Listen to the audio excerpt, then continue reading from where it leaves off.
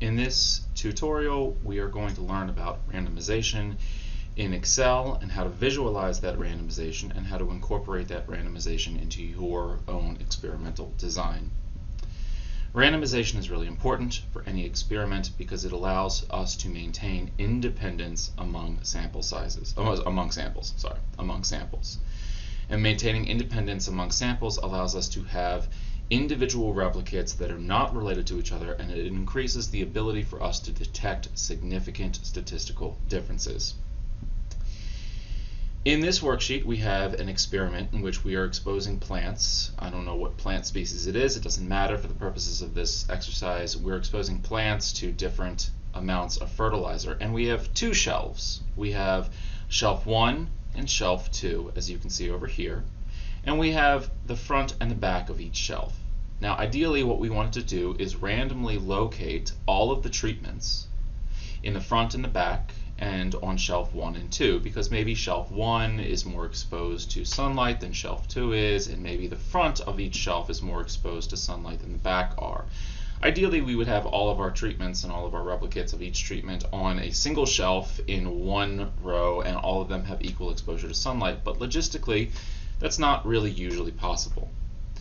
So, the way that we can randomize our worksheet here is by first creating a column called randomization.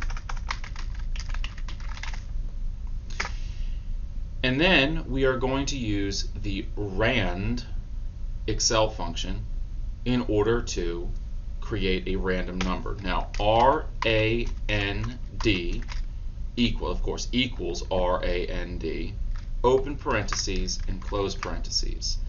This function, which does not have anything inside of the parentheses, therefore it has no arguments that we give to it, will give us a random number between 0 and 1. This random number is determined by the time stamp on the clock of your computer. You press enter and you get a random number between 0 and 1. Now, this is something called a volatile number, meaning that Excel recalculates that function every single time you make any change to your worksheet. So anytime I do anything else, it recalculates that number. We are going to drag this value down all the way here. Now, this creates a series of random numbers. And we can go ahead and we can sort our data according to this random number that we've created. Now, before you go ahead and sort all of these replicates, what we want to do is also be able to visualize our experimental layout. So go to the Layout tab. Now, I have done a lot of the work for you, but I've left this bottom row here for you to fill in. What I've done is I have created the experimental design. Shelf 1 and shelf 2, front and back. Currently, as it stands, all of the high fertilizer treatments are in the front on shelf 1. All of the medium fertilizer treatments are on the back in shelf 1. Low in the front of shelf 2, and none, no fertilizer, in the back of shelf 2. This is not a good experimental design, but we're about to randomize it. Now, if you'll notice, I have not typed the words high into these cells. Instead, what I've done is I've referenced cells in the randomization tab worksheet here. I've referenced the cells so that if the cell changes in the randomization worksheet, it will also change here. And that's going to be important for what we're going to do next. Now, the way that I do this is in these cells, you can type equals, and now you just have to tell it what the cell should be equal to. So we type equals, and then we click on the randomization tab, and we click on cell H18, because this is the cell that we want this to be equal to. We're not typing in the word none, we're just saying we want it to be equal to whatever is in this cell. We can press enter, and it takes us back to our layout sheet where, as you can see, it referenced that cell and typed the word none in. Now, if I were to change this to something, let's say my name, Aaron, and I press enter, notice that all these values change because I just made a change to the worksheet, and I go back to layout and you can see that now it says Aaron because it's just referencing it, the cell. It's not typing in the word none, it's just referencing the cell. I type none again and I go back here and it says none. We're going to do that for each one of these cells. Randomization, now instead of this cell, we're going to use this cell, equals, go back to randomization, cell H20, equals, oops, that's not right, sorry, equals randomization H21, and then equals randomization sheet H22. Okay? Now, what we have here are two layouts. One is the one we're going to use Excel to randomize, and then we're going to do another one where we do a randomization from random.org, which I'll show you in a second. And anytime that we make a change in the randomization sheet, we're also going to make a change in the layout sheet. All right, so let's go ahead and do that. But before we go ahead and do that, we also want to color code things, because color coding makes things easier to look at. And the way that we can do that is, of course, we could, if we wanted to, just highlight these cells and click on this little paint can box and say fill color red. But the problem is that if one of these cells changes, let's say to low, if one of these cells changes to low, the color here is not going to change. So we don't want to do that. All right. Instead, we want to tell Excel that if the value is high, make the color red. If the value is medium, make the color yellow. If the value is low, make the color green. And if the value is none, make the color gray. The way that we can do that is, let's highlight all of this. And we go to our Home tab, if it's not already selected, and click Conditional Formatting. You'll click New Rule. And this does work a little differently on a Mac, so you're going to have to figure that out for yourself on the Mac, because I don't have the screen in front of me. But it's about the same. You'll click on Format Only Cells That Contain.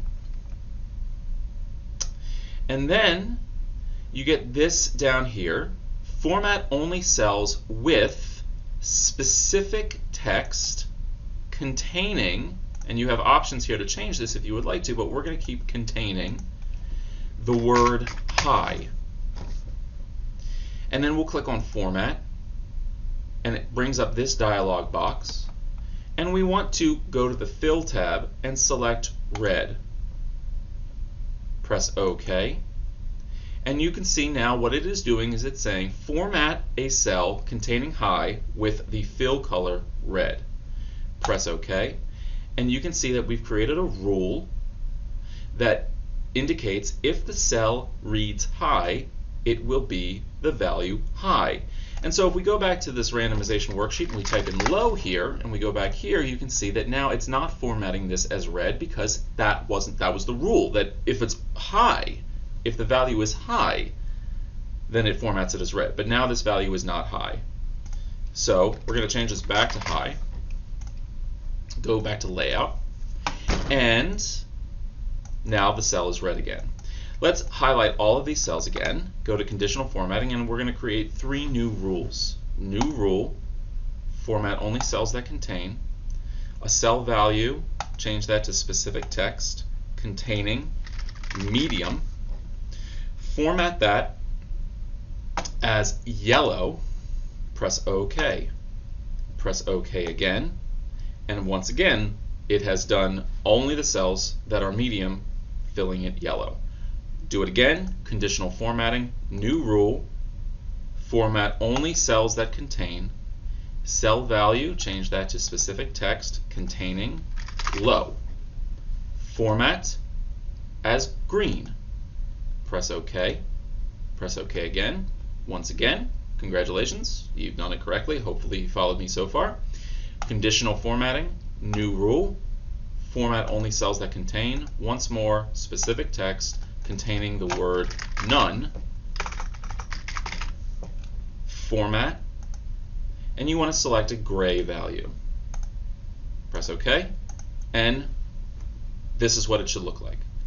Now, if we go and randomize things according to our randomization column, these colors will also change. So let's go ahead and randomize it.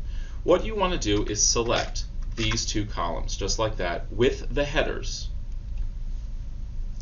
And then click on the Data tab and click Sort. Now you notice that the highlighted cells changed because now we are going to select my data has headers, make sure that this is selected. If it's not selected, you notice that it goes back here, but we want to select my data has headers. Click on sort by and randomization. Press OK. And now what Excel has done is it has sorted these cells according to the randomization column. So we have randomized the location of all of these fertilizer treatments within shelf and position. And if we go to layout, you can see this is the visual representation of our randomization. Now, it does not appear as though this is a great randomization because all of the gray cells are located on shelf 1. So we could, if we wanted to, resort this. Now, we don't have to redo the randomization column because every single time that we do anything to this sheet, it automatically recalculates all of these random numbers. And so all we have to do is highlight the cells again, click sort, and hit randomization. And because the cells in the randomization column were reconfigured, they're volatile cells, we go back to layout. This looks a little bit better. Not great, but a little bit better. Let's keep that. You don't have to do anything to these cells if you don't want to. You can just keep them there. We're going to create another randomization column. All right.